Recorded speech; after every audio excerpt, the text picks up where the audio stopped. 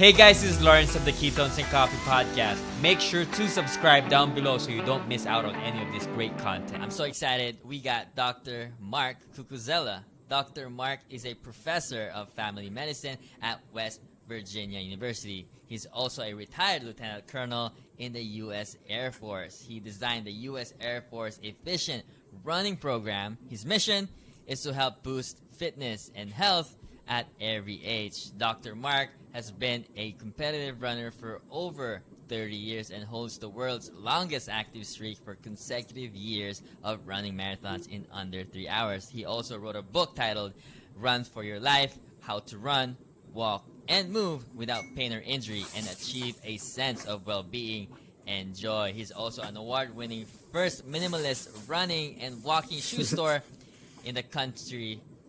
In the country, the Two River Threads. Dr. Mark, welcome to the show. Thank you, Lorenz, for having me from the great north up there in Canada. But actually, there's a guy who's done more, has like 32 years of 3-hour marathon, under 3-hour marathon. So I'm close, and my streak ended a few years back in some bad weather at Boston. But I still get out every day for my mental health and physical health. That's meditate awesome. And run. That's an awesome feat. I need to get to Toronto. I hear that's a wonderful city. Oh yeah. You haven't been? I have not been to Toronto. You should. It's on the list. Yeah. So also want to point out here that Dr. Mark has also ran over 100 marathon and ultra marathons, and I think the phrase "had great success through food as medicine" is an understatement for what you've accomplished thus far. Got a lot to discuss here, sir. It's an honor. First of all, I really hope to inspire people to run today, and not just to run to lose weight, but like you said, to run with joy. Is that right, sir? Yeah, run with smile. And, the running is not to lose weight. It fixes our mitochondria. So I think the mitochondria is really the root of this metabolic disease, and the exercise is magical for your mitochondria. So I think if you don't add in some form of exercise, your low-carb nutrition plan probably has an expiration date. And we've seen that in the literature where, yes, you can lose the weight with the exercise, but you don't have any mitochondrial regeneration or, multiplication of these mitochondria. You need to grow them. So that's where the movement comes in, is grow those mitochondria. And that's like happening in your brain too. So that's next level. But I think it's a powerhouse. Yeah, Jack LaLanne was like the original fitness guy in America. He said, exercise is king, nutrition is queen, and together you have a kingdom. So I think, like, to create well people, it doesn't have to be a lot or extreme. This is just go for a walk. Yeah. We'll talk about ski. There's a lot of skiing. Skiers, yeah.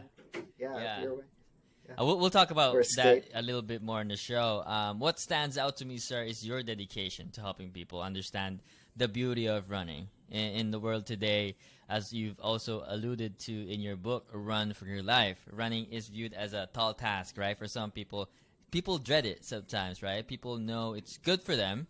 I don't think that's debatable, but it's seen as a necessary evil. As a negative, therefore, it's not sustainable. For some people, I run myself. I run about 3 times a week. I see it as, it's not easy to get out there, especially today. It's snowing, but I had to get out there today. I know I'm going to get some energy from this and some motivation from you to get out and running. But with your accomplishment, there's no denying, if anyone knows anything about running, it's Dr. Mark here.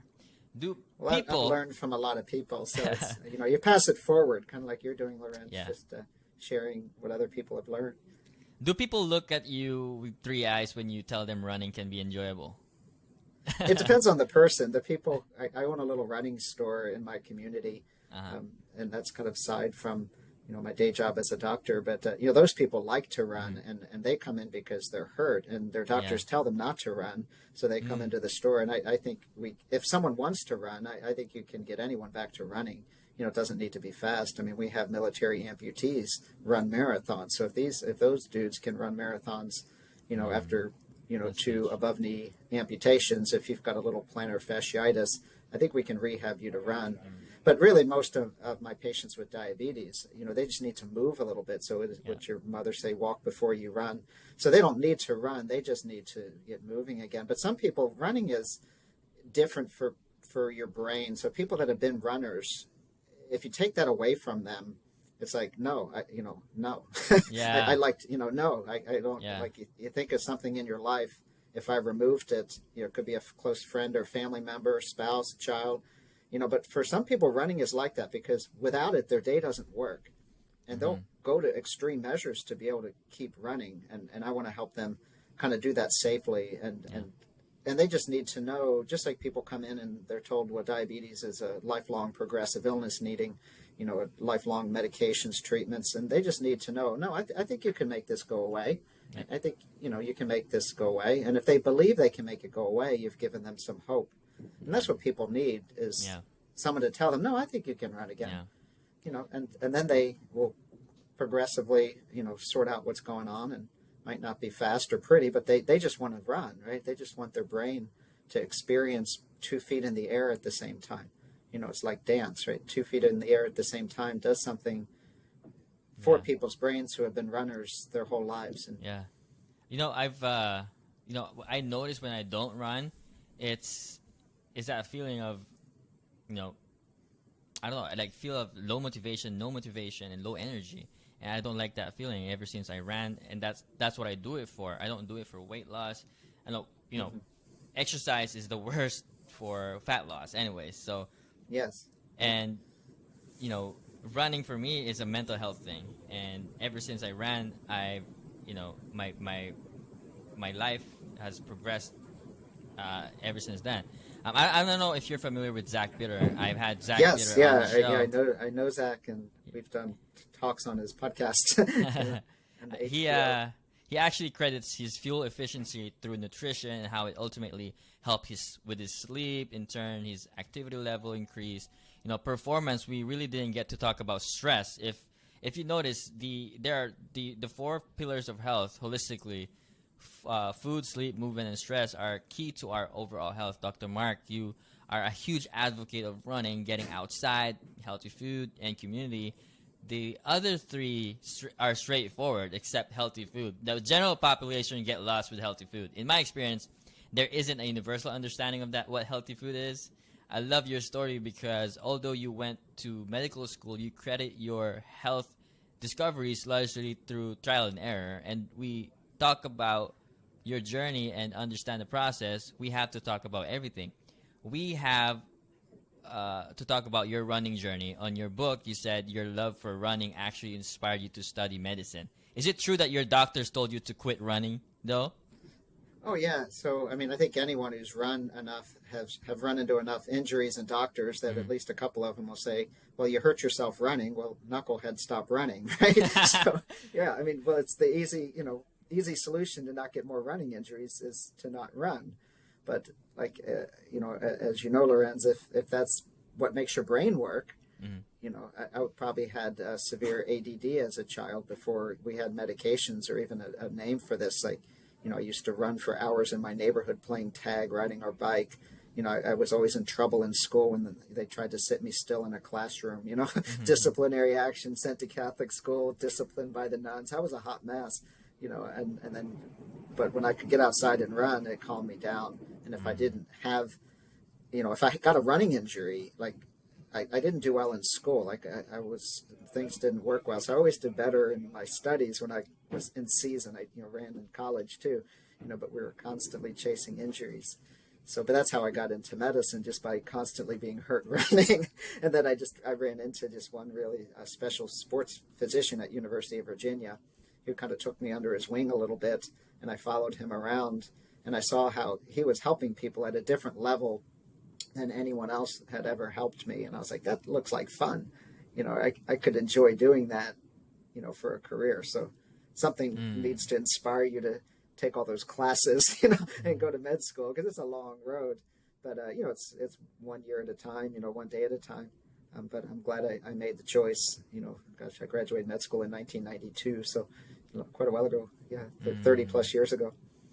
You didn't quit, but you've been running for 30 plus years, created programs, fun runs, wrote a book on how to run the right way. Seems like, it didn't phase you, even though your doctors told you to quit running. Other incredible feats that we previously mentioned already. Nutrition. I want to talk about nutrition to begin with. It's a gray area, but on the West Virginia University Center for Diabetes and Metabolic Health website, there is a huge quote that says, "Let thy food be thy medicine, and medicine be thy food." I want to go back to your medical training. This is great. This is a great opportunity for our listeners to get the opinion of somebody who went through the system. And there's a lot of confusion, and you talked about this in your intro of the book. Medical schools and hospital residency offer little guidance in evaluation, prevention, and rehab. This is important for me to point out for the listeners, because we are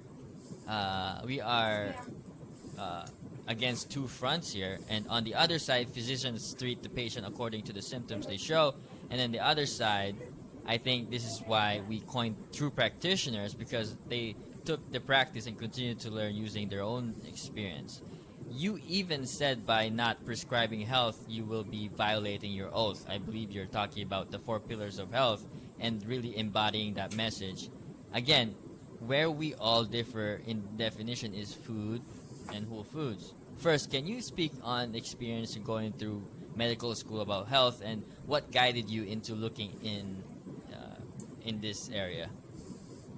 Yeah, I mean, so I trained pretty traditionally. We got absolutely nothing on nutrition. So we're treated by a health industry that knows nothing about food, and fed by a food industry that knows nothing about health. So, and that was Wendell Berry's quote. He's an 8th generation farmer from Kentucky. But so I pretty much learned what was the conventional wisdom of the time. If you wanted to lose weight, you have to burn more calories than you eat, and you must restrict calories and exercise more. And I wasn't alone in that opinion. That's what we were told. And now we know that about half of what we learned in medical school is wrong. And that's just being, appropriately humble in the space of science. So we have a lot to learn. That's why we do science. And you and me are reading and studying every day, and then seeing the response of patients. So clearly I didn't know a damn thing about nutrition. And plus, at that time, the dogma and what was really promoted by thought leaders in the space was, well, certainly eating fat will clog your arteries, right? So this was the... Hey Ketones crew, if you want to work with me, I just released my one-on-one 60-minute consultation, where we will take a deeper dive into your health journey and formulate a plan where you can incorporate the ketogenic diet to fit your lifestyle. If you're interested, take control of your health today. Click the link on the description box below, and let's get started. Heyday of the low-fat diets, and even in athletics in those days, books like Pritikin, were being published, and people were on extreme low-fat diets, because that's kind of what was in the media, popular press, cardiologists, medical schools. So it was pretty much accepted fact that, well, of course you don't eat meat, it clogs your arteries, and you wouldn't even begin to question that. It was ingrained, but then things started to shift, and I think everyone has to go through their own transition a bit, Lorenz, and my kind of moment of clarity, which took some time to really get the clarity, was so I was activated to help with a program, the Efficient Running Program, to help people pass the military fitness test. And this was in about 2011, 2012. And so they gave me 6 months to look at factors that were affecting people's performance on the fitness test. And in the Air Force, you had to pass a 1.5 mile run test to stay in the Air Force. So for those of you that have a civilian job, imagine if because they shifted from a cycle ergometry test to a running test. And all of a sudden, there were about a 25% failure rate. So if I went into your hospital, your place of employment, if you worked for Google or something, and I said, you all got to line up tomorrow and run 1.5 miles, and if you don't meet the standard for your age, you're fired. So it's a pretty big deal. And it's expensive, too, because you can imagine you've got, 20-year military enlisted officers with, amazing skill sets that if they can't run, right, we just have to fire that asset. But I looked at the data. It was the first time I really looked at data I just assumed, well, if you want to, entered this program, if you want to get faster running, you need to run more, right? So it seemed pretty self-evident. But, at that point, I was pretty much a critical thinker. about things as I thought I was. So I wanted to look at the data. What drove the failure rates? And I noticed immediately as your BMI went up, your failure rate went up. So there was something connecting body weight and running performance. And I didn't know anything about obesity, as really a disease process other than eat less and exercise more. But the internet was just starting to come in then. So you could like search things or go down rabbit holes, right? When you just start clicking things. So somehow, across my browser was this article, maybe it's all been a big fat lie. So that was like the first article by Gary Taubes, and probably many of your listeners know Gary. And so it took him 10 years to write that article. So I think that article, we could link to it, maybe 2006-ish. This is 2011. I'm seeing this article, but it was like a 10-page expose about maybe we got it wrong, right? So a big piece of steak. And I read that and I'm like, well, that makes scientific sense. Plus it fit with my clinical experience in the state of West Virginia. So I live in the most obese state in the country. And I'm like, well, I think maybe he's right, because no one who I give this advice of low fat ever actually loses weight. We think we're doing the right thing, or they just don't come back. But he had already published at that time the book, Good Calories, Bad Calories. So his article came first, and then the book. So when I'm looking at his stuff, his book was published. So I got the book, and it has 1,000 references, and I've read it like twice.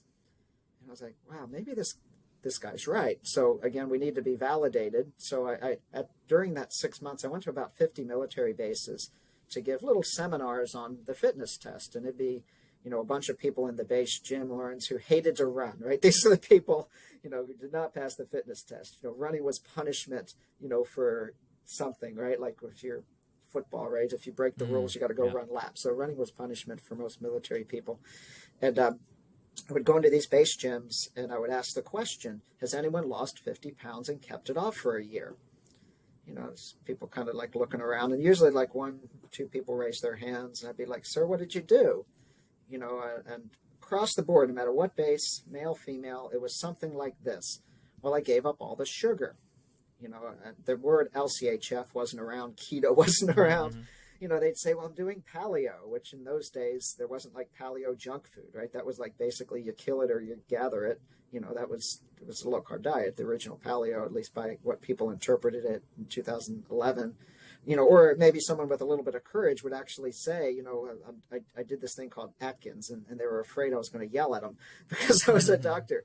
But I never once heard someone say, well, I'm eating the food pyramid, low-fat diet. So that's called experiential evidence, right? You're seeing this, you're witnessing this, and the science backs it up. And at the same time, so what kind of made me change was, you got to get your physicals as a military person, right? You get your blood work every year. We're kind of mandated. So if you're a middle-aged male listening out there, you kind of know as well as I do, dudes do not go to doctors unless they're sick or unless they're mandated by the military, right? You got to show up and get your physical or, you're not deployable. So my A1C was right at diabetes range. It was like 6.3. And I kind of looked like this. So like, wait a minute, this doesn't make sense. So the doc who saw me sent me over to the endocrine clinic, and they drew a test called a C-peptide on me, which is a measure of your insulin production, and mine was 0.3, which meant I was barely making insulin. But I was massively insulin sensitive. So really for like the last probably 3 to 4 years prior to that encounter, I was waking up at like 2 a.m. every morning, needing to eat more carbohydrates. I was constantly eating, and I was losing weight. So what was happening was, I was just chasing it. I was really insulin sensitive, had a little bit of a second phase insulin response. So I would be really hungry, crashing, from that second phase insulin response, need to eat more carbohydrates, but I couldn't store any because I wasn't making it. So it was just, I put a CGM on, which continuous glucose monitor in this clinic for like 3 days because they were trying to sort out what was going on because I was not the typical, adult with diabetes. My body I was not type 2. I was on the type 1 spectrum. And you couldn't see real time on your screen what it did. It was like just this box that you go download when you returned it. And then once I saw that data, I was like, oh, wow, now I get it.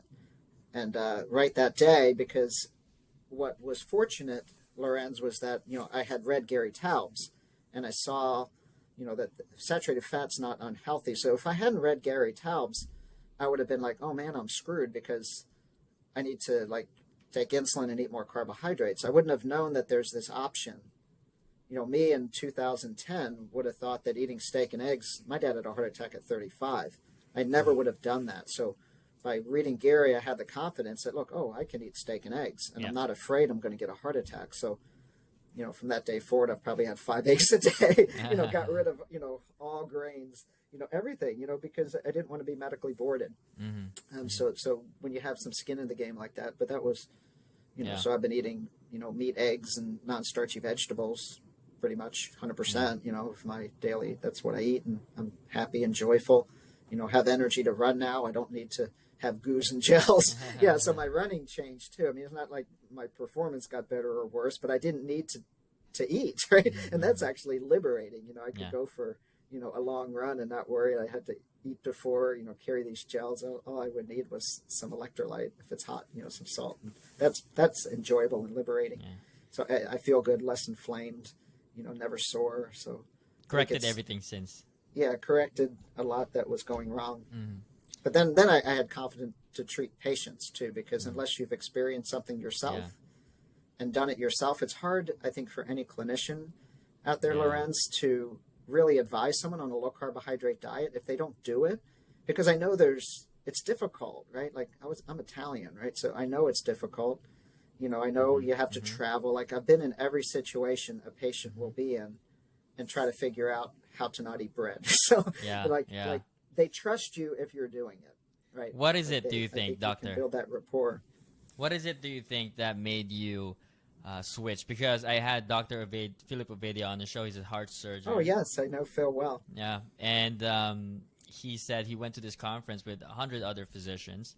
And I believe he said that he was one of the few, or if not the only one, who made the switch and really pivot into the low-carb coaching lifestyle to advise to their patients. So what you did is actually not very common, and it's a small percentage of physicians who actually, even if they read it, even if they saw it, it might not necessarily resonate with them. And, pivoting into a different, changing your practice almost, and because it makes it even harder because of your training, right? Your education. And that becomes, is it an ego thing for them, or are they afraid if somebody hears about this? Because for me, it becomes an obligation. But is it because they haven't, you did mention they haven't experienced this for themselves, and so I guess my question is, what is it about you and Dr. Ovadia that made it easy for you guys to switch? Yeah, I mean, I don't know how easy it was for Phil or, myself. It took some discipline. Yeah. And I think, his story, I think he lost about 100 pounds, so here he is, doing heart surgery and trying to advise people on healthy lifestyle, and he's looking at himself in the mirror. But, I'm not sure what his moment of clarity was, what made him, usually we learn from patients, right? Yeah. So something, I'd have to look back, I have his book too, like I think it was a patient story that really made him say, let me try this. But it's disruptive. So what he and I do is not universally accepted in our fields. And there's a lot of entrenched thought, a lot of bias, a lot of, you could call it academic bullying from specialists, people that tell our patients that what we do is dangerous, who don't understand. So you have to, I think, before you can defend yourself against the status quo, you have to live it.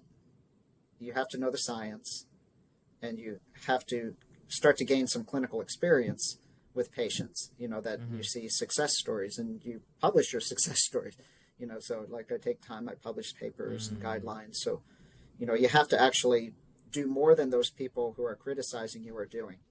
So the people who are criticizing you are not doing all those things, right? So you're doing the science, writing grants, doing papers, seeing clinic, putting glucose monitors on patients, following them and adjusting their medicines, on a daily basis. Like you have to do more and be better than what's called the standard of care, which is status quo, which is diabetes will not go away. So the fortunate thing is the status quo of diabetes care is no one gets better. So it's it's pretty easy to beat that, because not all patients succeed in low carb diets. You know, a lot of them have, you know, stress in their lives, food addiction, you know, whatever it is, they do well and they go off the rails. But plenty do, right? They get it, and they're like, their life has changed and they never look back because they feel good. So, you know, you start to gain that clinical experience with people, and then, you know, you don't have to defend yourself against people. You just show up for work and do what you know is right, because now the body of literature supporting low carb for diabetes, even the American Diabetes Association, acknowledges that this is the most effective way to control your blood glucose. In 2011, it was not like that. It was very disruptive. You know, I've been canceled and removed from a lot of things in my own institution because of the way I treat people. So, you know, it's even now, it's not, you would think it would be universally accepted as first line therapy. If you have a problem with blood sugar, don't eat sugar. I mean, it's even to patients, it's like, well, that just makes common sense. But who runs our industry, Lorenz? Like, so who runs medicine in America? Maybe not so much in Canada because you're, you know, national healthcare system, but in my country, who drives medicine? What industry? Yeah, it seems pharma. like The pharma drives medicine. So our medical education is driven by pharma influence. Every medical journal publications is driven by pharma influences. People on all these advisory panels, cholesterol panels, dietary guidelines panels, they all have industry influence. So we you know, I'm not a conspiracy theory person with that, but it's real. Not on this podcast. They won't think that on this podcast. Yeah, no, but this is just the reality of what it is. Yeah. These people have massive conflicts of interest, you know, and that influences how we practice medicine. So you got to try to break through that if we're going to change the future of the kids now, you know, who are affected by this food policy in second grade. You know, I'm laughing because they just came out with a list of a hierarchy of foods that came out with Lucky Charms is healthier than steak.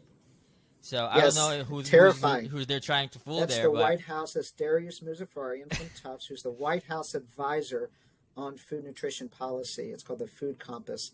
So top of the line was like watermelon, and then frosted mini wheats, and then the last thing on that chart is ground beef. Like, that's red, and eggs cooked in butter is a red, meaning bad, and egg substitute in margarine is actually like highly rated as food. It's like, wow, this is what the White House is going to be pushing out based on who they consider to be the advisors. It's like full catastrophe. The sad thing about it is people are getting caught in between the crosshairs here. People are confused. They're very confused. This is how things evolve historically. We have to challenge the existing system, and this is why this podcast exists, is because we experience it ourselves. You, as a medical doctor, you experience it yourself. This is where people get confused. You talked about medical schools and hospital residency that offer little guidance on prevention. When you say prior doctors are largely to blame, did you say that? Can we point straight back to the education system? I know it. Yes, I don't think there's any. I don't think anyone as a clinician is meaning to cause harm. So I don't think that's the right word. But we're influenced. Like, medicine is a very slow. It's like a battleship turning slowly. You know, if there's a new iPhone upgrade, like in 2 days, like everybody has it, right? The world of IT and technology changes rapidly based on the latest findings and innovations. But healthcare is really driven by, you know, what we have always done. I've always done it this way. So if I've been teaching fat clogs your arteries my whole life, and I'm a 56-year-old doctor, for me to go back and say, oh man, maybe I was wrong, it's hard to do. I was wrong, right? 12 years ago, hard to do. I was wrong. And I've changed. I realize now I was incorrect to tell a diabetes patient to eat a lot of grains, you know, but I would have told that. But still, every day I'm seeing patients who, in the hospital, in my cardiac lab, full diabetes, and no one has ever had a conversation with them about what they eat. We're giving more and more medicines, but type 2 diabetes is not a druggable condition. It has its roots in what you eat. So without that conversation, we're really, we're wasting our time just cranking out more and more medicine. We know from most of the larger randomized trials, Accord, Advanced, the more meds people are on for their diabetes, the sooner they have heart disease.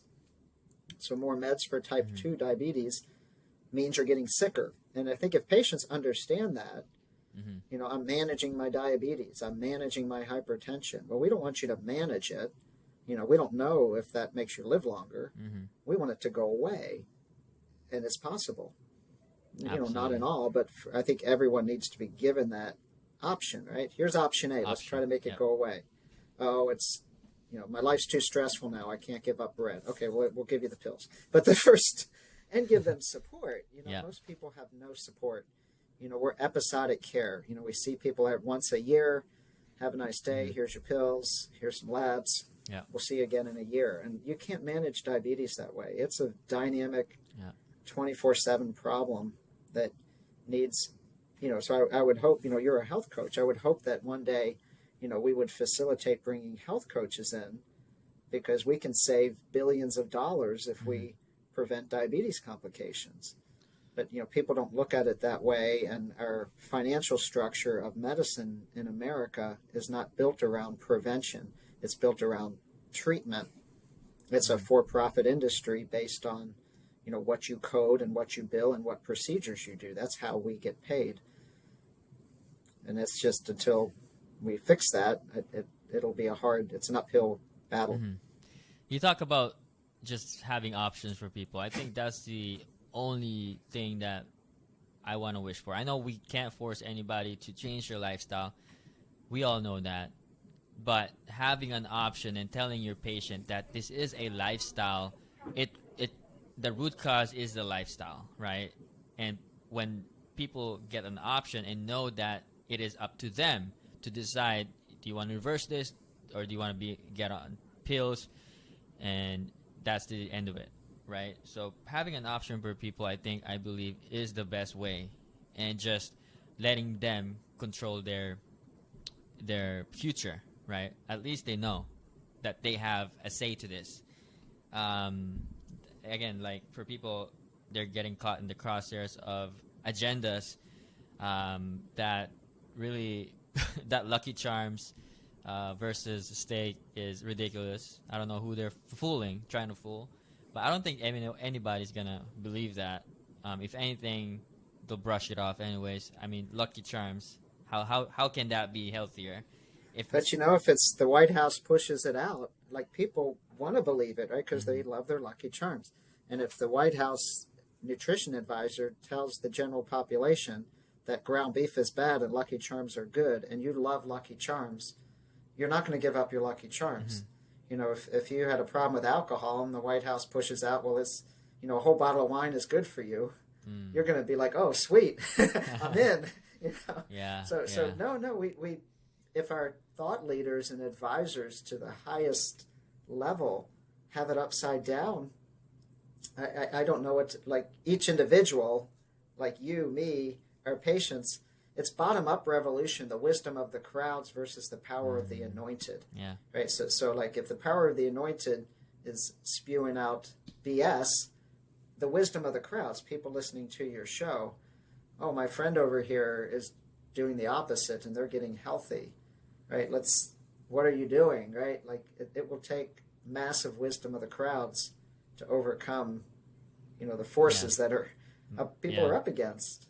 Yeah, but they feed kids in school because these White House advisory, USDA food pyramid dietary guidelines, you and me can ignore it and we can go eat eggs. But if you're a child in school and you get free school breakfast and free school lunch, and you're a poor child and that's the only food you get for the day, you're going to eat, the Cinnamon Toast Crunch, which they serve at our schools. You're going to drink chocolate milk, which they serve at our schools. Sugar-filled yogurt. Like everything they get in our schools, they get like no protein because protein's expensive. They get all carbohydrates and cheap fats, so that's how to make an obese human is processed fats, vegetable oils, like a muffin, right? They get these muffins, which is sugar and corn oil made to look like a muffin. It has no nutritional value. So they're undernourished and overfed, right? They don't get any nourishment. Yeah. And we see what's happening. And now we want to give children Wegovy. So that terrifies me, right? So we give kids weight loss medicines now, as first line, prescribed by pediatricians who get no nutrition education.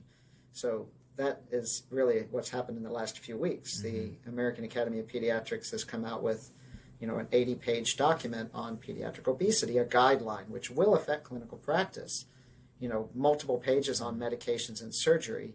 And I think there were like 2 sentences about, carbohydrates specifically, processed foods, lifestyle. It's given lip service. But the doctors will be highly educated on the medicines by pharma, right? Because they'll push everything out. But they still won't know a bit about like why that child is obese to begin with. And now our strategy is make children nauseated, right? Yeah. That's what those meds do. And then they don't want to eat. But that's not a good strategy, in my opinion, for children. Make them nauseated with the shot so they don't want to eat. We want them to develop a good relationship with food. But I'm sorry to cut you off there, Lorenz. Go ahead. You have an absolutely great point. And I know my listeners and your followers there, sir, they're not going to believe that. It's just ridiculous. People just rely on their doctors, plain and simple, and that's what causes it. You're doing something great here, sir, and I appreciate your answers. Let's talk about prevention here in a second. And with this approach, we highlight prevention, and it means not allowing these conditions to arise and develop in the first place. As a professor in WVU, School of Medicine, where you teach nutritional science, you teach good nutrition. What does that look like on a plate? Yeah, so it depends on the patient, right? So people say, am I eating a healthy diet or not a healthy diet? So there's healthy people and unhealthy people. I don't think you can say what's a healthy diet. I think it all comes down to, and maybe this is really the root cause, because if we were to all agree on one thing, whether you're in the low-fat camp or the low-carb camp, so the processed foods, ultra-processed foods, these are things that come in bags and boxes and chips and things. Those foods trigger our brains in a completely different way. Now, there's a lot of controversy in the low-carb space around Kevin Hall, who publishes a lot about nutrition and obesity. But I think the study he did, which actually, if we're going to make government policy, it was the one he did on the processed food. So he locks people up in the metabolic ward, and they're allowed to eat ad libitum, right? Just stop when you're full, right? And you just can eat as you wish. And the people ate real food, like that used to be alive and single ingredient food, but it didn't necessarily need to be low carb. And the people that ate processed food, people ate the processed food, it was like 450 calories more a day. So their brain does not have a break. So if we do nothing else, that's the stuff that's got to go. Like your grandparents, my grandparents, they weren't on low carb diets, but they didn't eat processed food. And somehow magically, their weight, but when they were 20 and 80, was about the same. And they weren't weighing things, counting things. They didn't have phone apps. They somehow knew when to stop eating. And they knew when to eat. If there was times of, post-war and things like that, that affected their nutrition. If there were things going on in the environment, if you're a farmer and you had a bad crop. But basically, the body self-regulated its appetite. And we always focused our meals around protein, right? So that was always the most cherished macro. Like if you were any society, you figured out how to get the protein. So I think bottom line is if we started children eating like humans, like Homo sapiens in our DNA. So we're designed to eat plants and animals. That's like the real human being diet, right? Plants and animals, right? We started farming 10,000 years ago. And it doesn't mean, grains are all bad, but the foundation of human nutrition is plants and animals, right? What you would hunt, fish, gather, maybe grow in small quantities. That's it. If we started there with kids, we wouldn't be needing to give them shots of Ozempic or Wegovy when they're in 10th grade. And then the movement too, but I think really that the nutrition is the big rock. So we, you can't blame everything on video games, because we're feeding kids toxic stuff to their liver very early on. Even that child before they're born, if the mother is gestational diabetic in a high insulin state, that child is already born with what we call macrosomia. And then they crash their blood sugar. So, I'm around for baby deliveries as a family doc. The child of the diabetes mom is at risk for low blood sugar, because as soon as you cut that cord, right, this baby is already in a high insulin state intrauterine, and now you've just cut off the mom's, cord and glucose supply, so the kid crashes. So these kids are set up even before they're born to be diabetic. So I don't want to be like fatalistic here, like the world is, we're falling off a cliff. But I think there is limited time that we can reverse this course. But after that, I think it could be game over. For human health as we used to know it. Yeah. It's that Wall-E movie. As soon as we lose our grandparents and we don't even understand what a healthy person may have looked like and ate like, there's nothing that a child will remember other than the parents getting their dinner through the drive-through. What's the youngest that you've seen come through your clinic there that has type 2 diabetes? We're actually doing a study now on children. And we enroll children age 8 to 16, who meet criteria greater than 95th percentile for age, for BMI, and we're measuring fasting insulin on these children. So we've got a number of kids enrolled who are already pre-diabetic, in that age range. But the fascinating thing is, high insulin state, predates the high sugar. So kids will crank insulin out, hyperinsulinemia, store before the sugar goes up. So we're seeing fasting insulin levels that I've never seen before in children. So their pancreas is just storing, and that's what's happening. So, in children, maybe we should just be drawing fasting insulin levels in all these children, so the parents see, okay, your child has a problem with high insulin, and we need to lower the insulin. And if you were a parent, you'd say, well, how do I lower the insulin? And the answer, of course, is, well, don't eat the foods that require insulin. So we lower insulin, not by giving you a drug that blocks insulin. Simple enough. We don't throw fuel on the fire. We don't stimulate insulin. Simple enough, but the kids are fed at school. So people don't know where it's coming from. People don't know that carbohydrates turn into glucose or fructose. Fruits and fruit boxes and they don't know. Like juice boxes are, orange juice is a health food. In schools it is. It's all natural. As portrayed by the media. And the required fruits and vegetables. So ketchup and orange juice are the fruits and vegetables. Yeah. I know you're like, that's a joke, but that's real. I'm not making that up. The French fried potatoes are a vegetable. They're getting younger and younger. I have friends who are in their early 30s that have high blood pressure, pre-diabetic, has a full-blown type 2 diabetes. They're getting younger and younger. And I think it started because you talked about our grandparents really didn't eat the way we're eating now. And now children are fed high sugar breakfast right to start their day, and it's shocking to hear that 9 to 16-year-olds are getting diagnosed with pre-diabetes. That's shocking to me, man. Yeah, and if you look at healthcare costs, so if say you went back 30 years and people start to get pre-diabetes when they're 70. Okay, so that's all right? Then they're full diabetic by their 75th birthday, but they're probably going to die of more natural causes. But if you have pre-diabetes when you're 12, you will have full type 2 diabetes by the time you finish high school, and you'll have heart disease before your 30th birthday. If your liver hasn't failed yet. So like you're kind of tracking forward. With your health complications, and then that person cannot work. Yep. Right, so we look at how are we going to pay for all this. So the people that pay for all the health care of the elderly are the people that actually have jobs.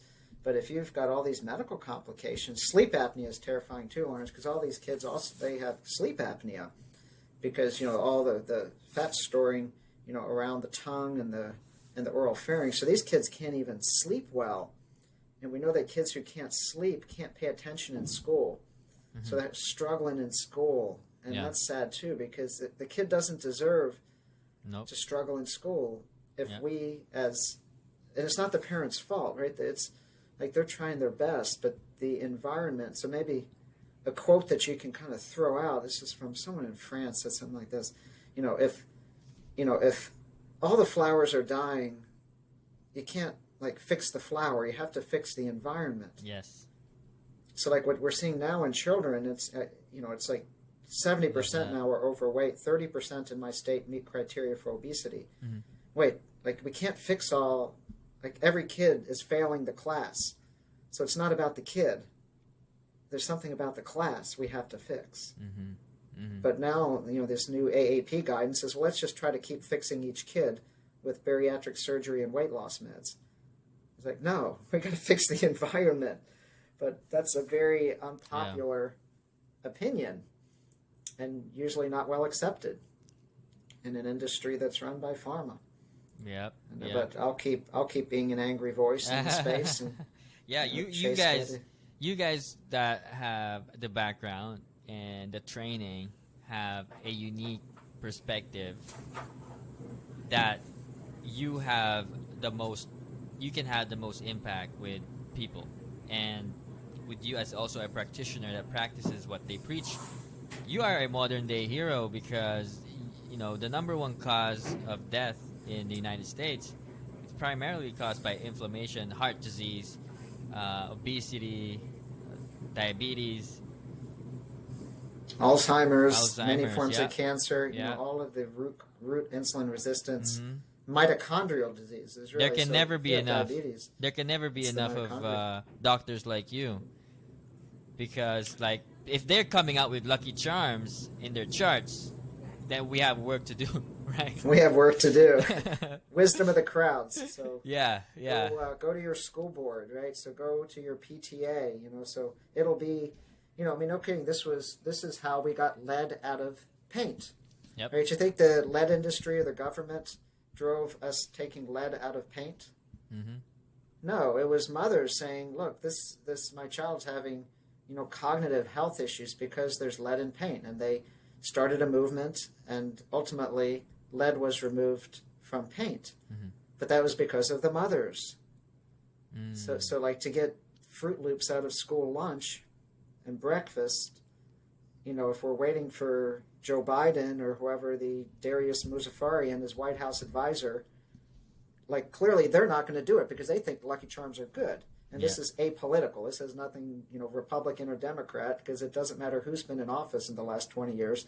Whether it's a my plate or a pyramid, it's all the same thing. It's tons of simple processed carbohydrates. So it will take some angry mothers and fathers to get in front. I'm part of an advisory board here with our local school board. And so we're making some small change, and we have a meeting coming up next month that the school board invited me to come to. So I'm hopeful that with some parents and a school board behind me, maybe in our county we can actually go against the government, because the schools are not allowed to give the child whole milk. I know you're like, that's crazy. They're not allowed to give whole milk, but they're allowed to give chocolate skim milk with 6 teaspoons of sugar in it. Wow. Because that's deemed healthier by the government. I know, it's like we're feeding the kids cigarettes and expecting them to quit smoking, But we have to get the science right, and then fix the policy at a grassroots level. Yeah. I don't know. What are things like in Canada about how they feed kids in school? Man, same thing. Same thing. So they're probably driven by our. Most people kind of follow the U.S. for better or worse when it comes to. For work. Like the news. You have Jason Fung in town, though, so you got an angry voice there. He's in Toronto, so he's good. Yeah, the news came as a shock, in my community here, right? But maybe like I said, we got a lot of work to do, and I'm glad for people who are listening here and doing something better for themselves, and listening to podcasts like this, following Dr. Mark Cucuzzella, doing amazing work in West Virginia, um, is such a great opportunity for you to learn. You have a lot of unlearning to do if you're newer to the low carb community, and if you have type 2 diabetes, know that you have an option. You can make a change today by just changing how you eat. Movement, sleep, stress reduction, all of those aspects of the 4 pillars of health that we talked about. Sleep. How do we improve sleep? And any actionable steps for us, doctor, here? Anybody struggling? Yeah, I mean, with some type of 2? it is like a lot of my patients actually have medical issues around their sleep. They have sleep apnea. Yeah. So they actually need to get a sleep test, and make sure their sleep apnea is treated. So that would be step one. Do you actually have a medical sleep disorder? Now that can be reversed with weight loss, but if you don't fix the sleep apnea first, Yeah. hard to lose weight because your brain is just not working well. Cortisol is up. So identify if you have sleep apnea. Ask someone in your house or sleep partner. I had a guy this morning and his sleep partner was there, and clearly you walk into the room and the guy's got sleep apnea 100%, but no one's ever really looked into it medically.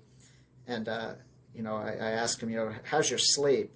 Do you think you have sleep apnea? And his sleep partner's like, oh, I think he does. He stops breathing for like 10 seconds at a time, and I have to shake him. And I was like, yeah. So we ordered an immediate.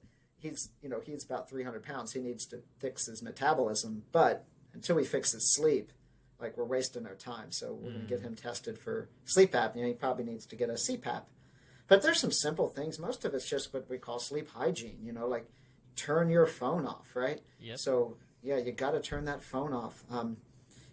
It's kind of crazy. I think breathing through the nose is magical for sleep. It's like the nitric oxide and the way. So I put a piece of tape on my mouth at night, and it's like magical for my sleep.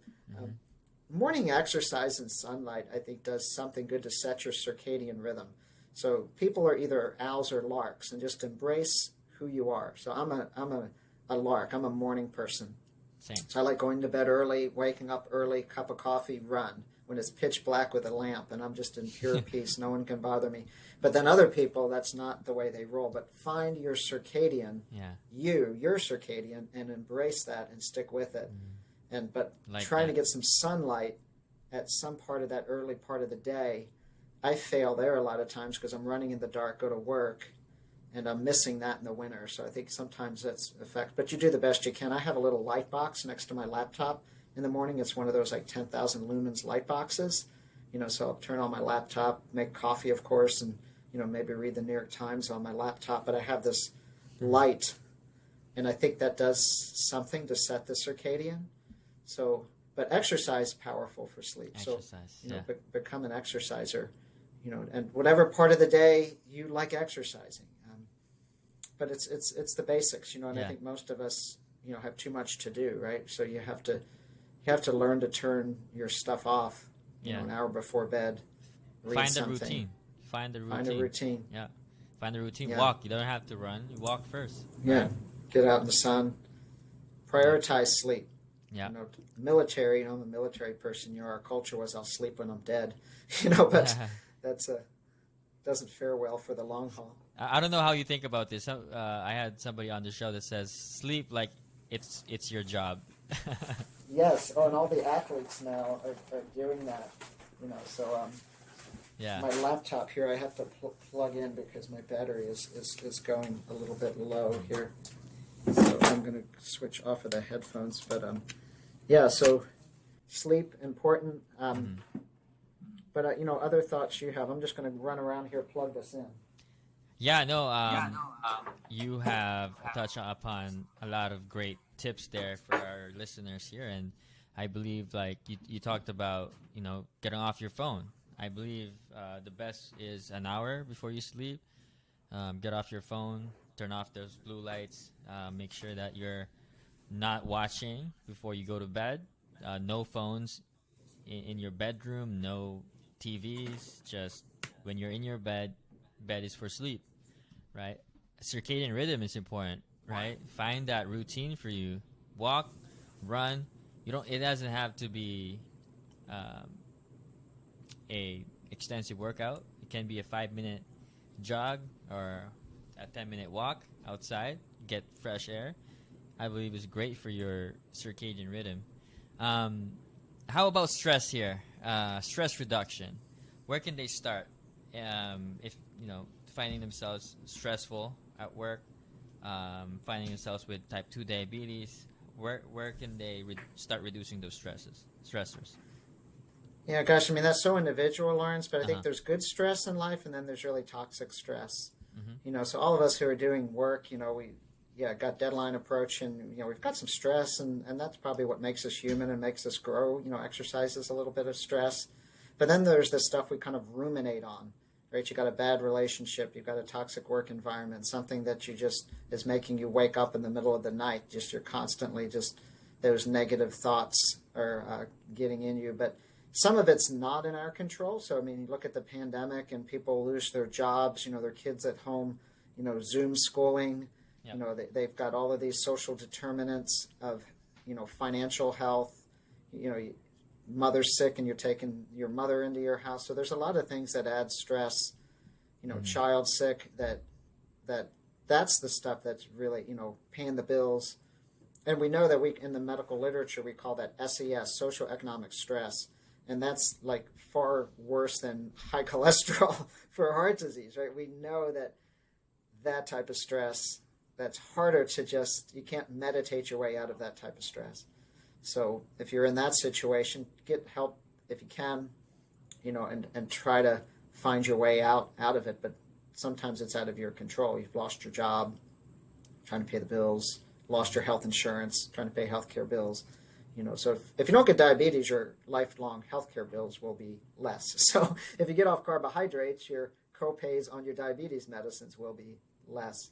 Yeah. But exercise is a powerful antidepressant and powerful for stress and anxiety. With these I wrote a chapter in my book about the mental side, the brain science side. There's all these endocannabinoids, meaning our body makes cannabis, right? So, our body makes its own pot by running, right? Endorphins. Wow. Our body makes its own morphine by running. So all of these serotonin, we try to give that in medications, and it doesn't work that well.